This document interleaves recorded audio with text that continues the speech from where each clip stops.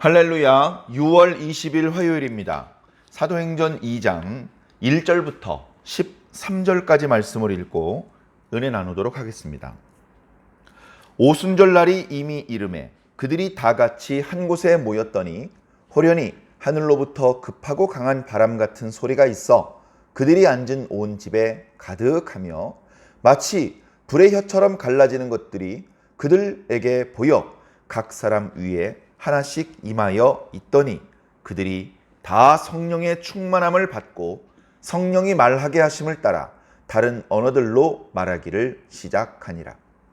그 때에 경건한 유대인들이 천하 각국으로부터 와서 예루살렘에 머물러 있더니 그 소리가 나매 큰 무리가 모여 각각 자기의 방언으로 제자들이 말하는 것을 듣고 소동하여 다 놀라 신기하게 여겨 이르되 보라, 이 말하는 사람들이 다 갈릴리 사람이 아니냐?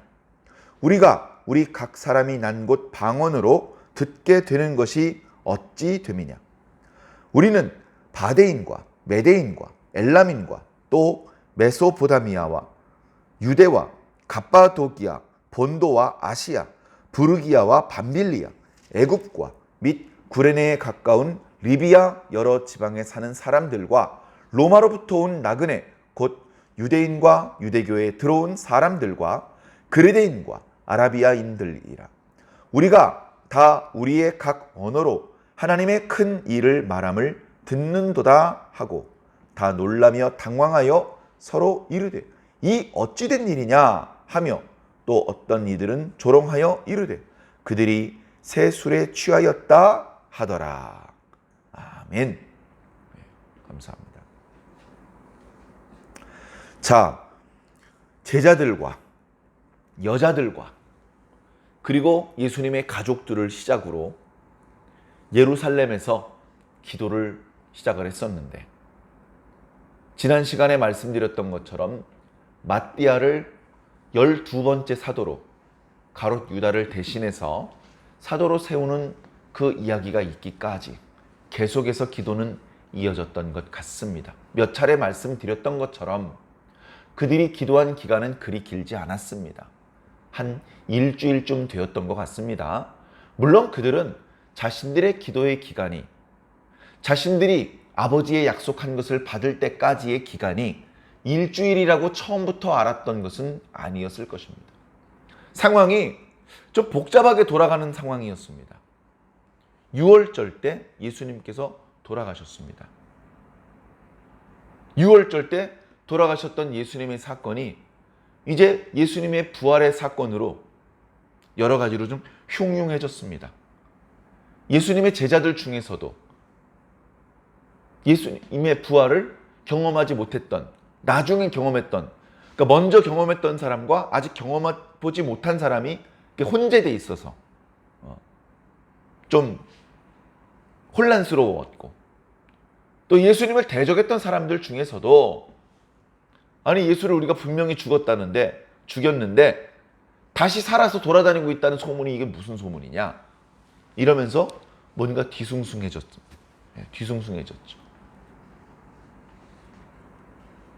그래서 상당히 좀 어수선한 분위기였는데 그 상황 속에 예수님께서는 꼭 만나야 될 제자들을 만나셨고 당신의 꼭 해주어야 될 이야기들을 해주시고 그리고 이제 승천하셨던 것이죠.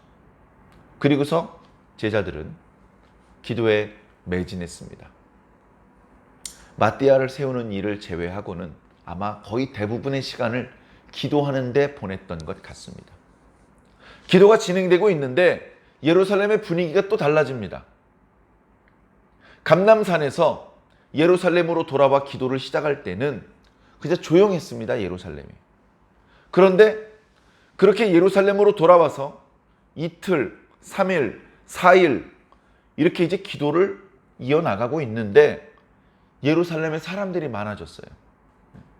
예루살렘 인구가 예를 들어서 10,000명이면 오순절, 구약적인 표현으로라면 초실절 또는 초막절이라고 불렀던 그 절기 때가 되면 10,000명이던 예루살렘의 인구가 70,000명, 80,000명으로 늘어납니다.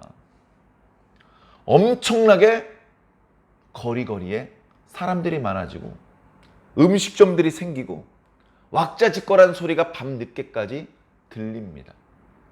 여기저기서 장이 쓰고 각 지역에서 사람들이 가져왔던 물건들을 구경하기 위해서 거리거리에 사람들이 쏟아져 나오는 그런 분위기라는 것이죠.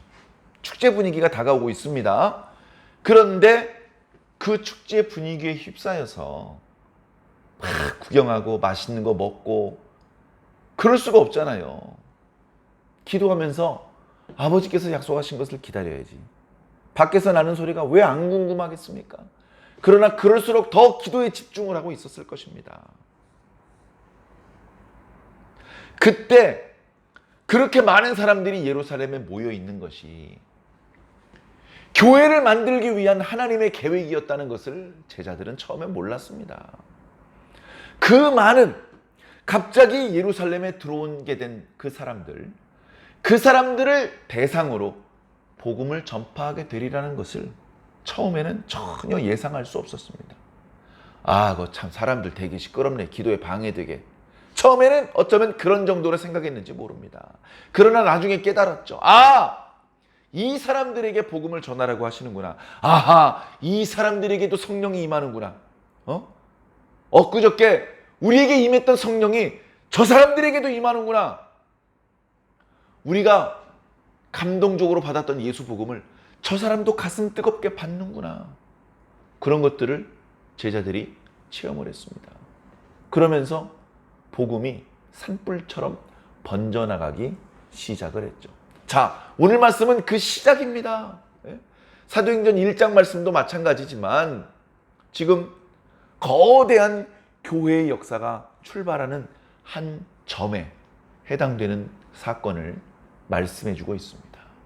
교회의 출발은 바로 오늘 말씀 성령의 강림으로부터 시작된 것입니다. 물론 예수님으로부터 시작된 것이지만 그때는 아직은 그 모양을 갖추기 이전이었습니다. 그러나 이제 성령이 임하시면서 본격적으로 교회는 그 모습을 드러내기 시작하게 되는 것이죠. 자, 말씀을 살펴봅니다. 오늘 말씀에 보니까 오순절날 당일이 될 때까지도 꽤 많은 성도들이 그 축제 분위기에 휩쓸리지 않고 기도에 집중하고 있었습니다. 하나님께서 얼마나 사랑스럽게 바라보셨을까요? 자, 그들에게 성령을 부어 주셨습니다. 성령을 보통 물 같은 것으로 표현을 합니다. 부어 주신다. 충만해졌다. 실제로 과거에 감람유를 이렇게 주의 종이 되는 사람 머리에 부어주는 그런 의식을 하기도 했었습니다. 그런데 절대 성령님께서는 감람유가 아니시죠. 성령님을 우리가 볼 수 없으니까 기름을 부어서 마치 성령님이 그렇게 자기 위에 임하신 것을 가시적으로 보여주는 겁니다. 그래야 사람들에게 봐라, 이 사람이 성령 받은 사람이다, 이 사람이 우리의 지도자다, 이렇게 보여줄 수 있기 때문에 그렇게 했는데 실질적으로는 뭐 그게 중요한 것이 아니죠. 감람유 없으면 성령 받은 게 아니고 감람유가 있으면 성령 받은 거냐? 절대 그런 것은 아닙니다. 자, 지금 이렇게 수백여 명의 성도들이 기도에 집중하고 있는데 그들이 동시에 성령을 받았습니다. 그들이 동시에 성령을 받았을 때 집례자가 있어서 돌아다니면서 사람들 머리에 기름을 부어 주었느냐? 아니요. 그런 사람 없어요. 다 동시에 성령을 받은 겁니다. 베드로가 좀 크게 받고 먼저 받고 많이 받고 그게 아니고요. 거기 모여있는 성도들은 다 똑같은 성령을 받은 겁니다. 똑같이 누가 더 받고 누가 덜 받고 그런 거 없습니다. 성령을 받았어요. 그런데 그냥 소리 없이 성령이 내리시면 성령 받은 줄 아무도 모르잖아요. 그래서 성령 받았다는 어떤 가시적인 모습이 세 가지 정도 설명되고 있습니다. 첫 번째는 소리입니다. 강하고 급한 바람 소리 같은 것이 들립니다. 정말로 바람이 불었다는 표현은 아니고요. 바람 소리 같은 것이 사람들의 귀에 들렸습니다. 그러니까 기도하다가 이게 무슨 소리지? 하면서 모두가 동시에 그 소리를 들었던 것이죠. 그래 일부 눈을 떴던 사람이 있었던 모양입니다. 그랬더니 불이 혀가 갈라지는 것처럼 불이 우리가 피우면요 그 위로 불꽃이 피어오르는데 계속 그 불꽃이 움직이지 않습니까? 그러면서 그 불꽃이 성냥이나 촛불처럼 하나의 가닥이 아니고 여러 가닥으로 갈라지면서 불꽃이 움직이죠. 그런데 그 불꽃이 땅에서 하늘을 향하는 그런 방향이 아니고 하늘에서 제자들을 향하여서 불의 혀가 갈라지는 것과 같은 모습으로 각 사람의 머리에 임했다라고 말씀하고 있습니다. 성령의 임하심을 우리가 보고 감각하고 정확히 묘사하는 것은 매우 어려운 일입니다. 자, 그런데 여기 이제 여러 가지 힌트가 있는데 예수님께서 5천 명을 먹이셨을 때 떡덩어리를 찢어가지고 찢고 또 찢었는데 또 찢을 게 있어가지고 5천 명이 먹고도 어마어마하게 많이 남았다. 그런 말씀을 우리가 기억하지 않습니까? 하나의 떡덩어리에서 5천 명이 먹었던 것처럼 하나의 성령에서 그걸 띄어가지고 각각의 성도들에게 그 성령을 부어 주시는 겁니다. 하나였는데 120명한테 나눠줬으니까 120분의 1을 받았느냐? 아니요. 똑같이 하나의 성령을 받은 것입니다. 그 영적인 원리를 우리가 지금도 다 알지 못합니다만 하나님께서 그렇게 역사해 주셨습니다. 떡 한 덩어리를 5천 명이 나눠 먹었으면 5천분의 1을 먹은 것이 아니라 각각 다 배불리 먹었던 것처럼 이날 주셨던 성령도 120분의 1이라 아이고 이거 뭐 간의 기별도 안 가는구만 이렇게 받은 것이 아니고 모두가 충만한 성령을 받았던 것이죠. 세 번째 성령이 임했다는 가시적인 표현은요, 방언을 말하는 것입니다. 뒤에 나오지만 다른 유대인들이 표현했던 것처럼 지금 기도하고 있는 사람들 중에 대부분들은 갈릴리 사람들입니다. 예루살렘에 자기 집이 없어요. 그러니까 다락방을 빌려서 거기 모여 있는 겁니다. 집으로 돌아가야 되는데 안 돌아가고 예루살렘에서 아버지 하나님의 약속하신 것을 기다리다가 지금 이렇게 성령을 받게 된 것이죠. 그러니까 우리나라에서도 아이고 경상도가 고향이신가 봐요. 아이고 전라도 출신이시군요. 말투만 보아도 그가 어느 출신인지 짐작했던 것처럼 갈릴리 사람들의 사람들의 어떤 특징들이 있었던 것 같습니다. 모습을 보고 또는 말하는 걸 들어보면 아이고 이 친구 갈릴리 사람이구만 이렇게 금세 알아볼 수 있는 어떤 특징이 있었던 것 같습니다. 갈릴리 사람들은요 대체로 가난한 사람들입니다. 대체로 어렵게 고된 일을 하면서 생활하는 사람들입니다. 그러다 보니까 그 지역에서는 많은 사람들이 이렇게 공부를 하거나 뭐 여러 나라의 언어를 공부하거나 그러지 못한 사람들이죠. 무식한 사람들이란 뜻입니다. 그렇게 무식한 갈릴리 사람들이라고만 알았는데 그 사람들이 외국어로 기도도 하고 찬양도 하고 말씀을 선포하는 거예요. 외국어로. 그 외국어로 말하는 본인은 자신이 하는 말의 의미를 어쩌면 몰랐을 것입니다. 예를 들어서 어떤 사람이 기도하다가 성령을 받았는데 성령의 감동하심을 따라서 로마 방언으로 하나님의 큰 일을 이야기를 합니다. 그런데 정작 본인은 그 말하는 뜻을 몰라요. 그저 성령의 감동하시고 성령의 말하게 하심을 따라서 말할 뿐입니다. 자, 그런데 하나둘 성령에 뜨겁게 감동되고 각각의 언어로 말을 하게 되는데 그 말소리가 건물 바깥에까지 들립니다. 건물 바깥에. 그 건물 바깥에는 말씀드렸던 것처럼 오순절 명절을 지내기 위해서 그 주변 나라에 흩어져 살고 있던 유대인들이 또는 유대교로 개종한 사람들이 이제 명절에 예루살렘에 온 거예요. 유대교에서는 1년에 3번 그 몸을 하나님께 보여드려야 되거든요. 그 중에 하나가 초막절입니다. 우리는 유월절이 더 클 것 같잖아, 유월절. 그런데 사람들은요, 3번의 절기 중에 한 번만 지킨다고 하면 초막절 한 번만 지킵니다. 왜냐하면 그때가 제일 먹을 것도 많고, 그때가 진짜 어떤 종교적인 행사라기보다는 어떤 물질이 풍요로운 어떤 축제와 같은 분위기이기 때문에 그때 사람들이 가장 많이 모였어요. 자, 그래서 여러 지방에서 예루살렘으로 온 사람들이 있는데, 거기서 이렇게 사람들끼리 이야기도 하고 음식도 먹고 막 그러고 있는데, 어디선가 이거 우리 동네에서 쓰는 언어네? 예를 들면 뭐 이제 갑바도기아에서 살던 사람이 있습니다. 거기서 살 때는 갑바도기아 언어를 써서 생활을 하다가 지금 예루살렘에 왔어요. 그래서 오랜만에 예루살렘에 와서 히브리어로 사람들이랑 소통을 하고 있었겠죠. 그런데 다시 갑바도기아 언어로 하나님의 큰 일을 말하는 소리를 듣는 겁니다. 이거 우리 동네 언어인데? 야, 우리 동네 언어로 야, 하나님의 위대하신 일을 지금 얘기하고 있다. 야, 그렇구나. 야, 너도 들리냐? 나는 다른 지역에서 왔거든? 하면서 나는 뭐 메대 지방에서 왔어. 메대 지방에서는 메대 지방의 언어를 쓰겠죠. 그리고서는 여기 예루살렘에 와서 히브리어로 얘기를 하고 있는데 메대 지방의 언어로 하나님의 큰 일을 또 말하는 소리를 듣는 겁니다. 야, 이거 신기하다. 우리 동네에서 쓰는 언어를 여기서 다 듣네. 그래가지고 뒤에 보면 이 사람들이 도대체 누구냐? 갈릴리 사람들 아니냐?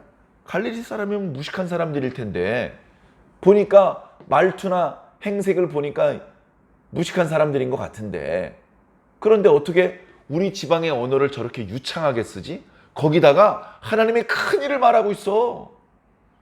야, 이게 도대체 어떻게 된 일이냐? 12절에 보니까 다 놀라며 당황할 정도다. 크게 놀랐다고 합니다. 이 도대체 어떻게 된 일이냐? 물론 어떤 사람들은 조롱하죠. 야, 저 사람들 낮술 먹고 지금 저렇게 주정하는 거야.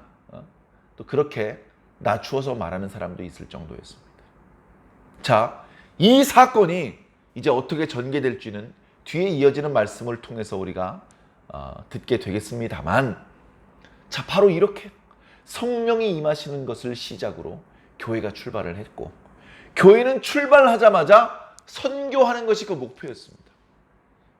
방언을 받자마자, 성령을 받자마자 하나님의 큰 일을 말하는 거예요. 그 큰 일은 뒤에 나옵니다만 예수 그리스도께서 하나님의 아들로 이 땅에 오셨는데 자기 백성들은 그걸 알아보지 못하고 죽였는데 예수님께서는 다시 살아나셨고 승천하셨다는 이야기입니다. 이 놀라운 하나님의 큰 일을 각 나라의 언어로 지금 선교하고 있는 것이죠. 정말 놀라운 일입니다. 사랑하는 성도 여러분, 하나님께서 이렇게 당신의 뜻을 시작하셨습니다. 놀라운, 이건 어떤 인간의 힘을 의지하지 않은 하나님께서 직접적으로 강력하신 힘이 갑자기 시작된 참 놀라운 사건입니다. 놀라운 사건입니다. 구약에서도 한두 사람에게 이렇게 성령의 충만을 허락하시고 그에게 하나님의 뜻을 깨닫게 하시고 그 한 사람을 통해서 하나님의 뜻을 선포하게 하신 일은 더러 많이 있었습니다. 그러나 이렇게 수백 명의 성도들에게 동시에 성령의 충만을 주시고 동시다발적으로 복음이 전파되게 하신 것은 이때가 처음입니다. 저 앞에 창세 때부터 시작되었던 하나님의 구원의 큰 그림이 지금 새로운 국면을 맞이하게 된 것이라는 것입니다. 사랑하는 성도 여러분, 이렇게 해서 시작된 교회의 역사가 흘러 오늘 우리의 교회, 우리 완주 중앙교회라고 하는 교회의 형태까지 이어져 온 것입니다. 저희 교회도 갑자기 불쑥 어디서 뚝 떨어진 게 아닙니다. 이때 시작되었던 예루살렘 교회를 시작으로 사방의 교회가 세워지는 역사 가운데 합법적으로 이 자리에 교회가 설립된 것입니다. 그리고 마찬가지로 우리 교회는 성령 강림을 시작으로 시작된 교회의 전통을 계승하여서 하나님 아버지 큰 일, 다시 말해서 예수 그리스도께서 하나님의 아들이시고 우리의 죄짐을 지시고 십자가에 죽으셨으며 3일 만에 부활하셨고 승천하신 분임을 선포하는 교회가 된 것입니다. 2000년 전에 시작된 이 역사가 지금도 계속 이어지고 있는 것입니다. 지금도 한편에서는 복음을 선포하고 있고 또 한편에서는 일꾼들을 부르고 있습니다. 사랑하는 성도 여러분, 언제까지 자기 자리만 보존하고 앉아 있겠습니까? 벌떡 일어나서 우리를 부르시는 주님의 음성에 반응하고 우리도 성령의 충만을 받아서 하나님의 큰 일을 말하는 그런 저와 여러분들이 꼭 되기를 예수님 이름으로 간절히 축원합니다. 아멘.